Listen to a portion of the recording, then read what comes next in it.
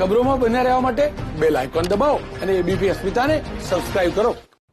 Gujarat high court પરિસર 14મી December સુધી બંધ રહેશે. આ પ્રકારના સમાચાર હાલના તબક્કે સામે આવી રહ્યા છે.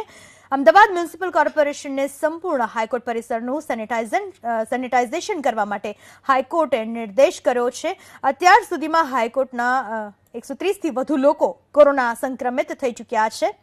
હાઈકોર્ટના રજિસ્ટ્રાર જનરલ, ડોક્ટર તેમજ ચીફ જસ્ટિસના સ્ટાફના પણ અમુક લોકો સંક્રમિત હોવાના સમાચાર સામે આવ્યા છે.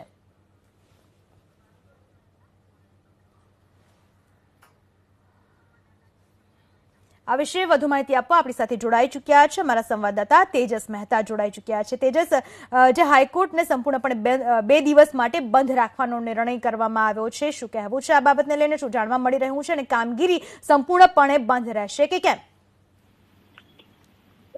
જે વિગતો હાલ મળી રહી છે તે પ્રમાણે ચીફ જસ્ટિસે હુકમ કર્યો છે કે હાઈકોર્ટ પરિસર જે છે તે 12મી ડિસેમ્બરથી 14 ડિસેમ્બર સુધી સંપૂર્ણપણે બંધ રાખવામાં આવે અને તમામ જે જગ્યા છે પરિસરની અંદર આવેલી, જે કાયદા ભવન હોય, કોર્ટ પ્રિમાઇસીસના અલગ અલગ ભાગ હોય, લાઇબ્રેરી હોય કે કોર્ટના જે ચેમ્બર્સ છે તે તમામ જગ્યા સેનિટાઈઝ કરવાનો આદેશ કરવામાં આવ્યો છે. કારણ કે અત્યાર સુધીમાં કુલ 130થી વધુ લોકો કોરોના સંક્રમિત થઈ ચૂક્યા છે. હાઈકોર્ટના ચીફ જસ્ટિસના સ્ટાફના પણ અમુક લોકો કોરોના સંક્રમિત હોય તે પ્રકારના સમાચાર પણ છે. એટલે આવી પરિસ્થિતિની અંદર જે પેન્ડેમિકની સિચ્યુએશન છે, મહામારીના આ સમયની અંદર જે પ્રમાણે કોરોનાનું સંક્રમણ વધી રહ્યું છે તેને જોતા આ નિર્ણય લેવાયો છે.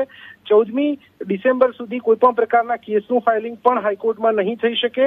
સાથે જ 15મી ડિસેમ્બરથી ઓનલાઈન વર્ચ્યુઅલ હિયરિંગ પાછી શરૂ કરવામાં આવશે તે પ્રકારના નિર્દેશ હાઈકોર્ટે હાલ જારી કર્યા હોય તે પ્રકારની માહિતી મળી રહી છે. આભાર તેજસ, આપનો તમામ માહિતી બદલ.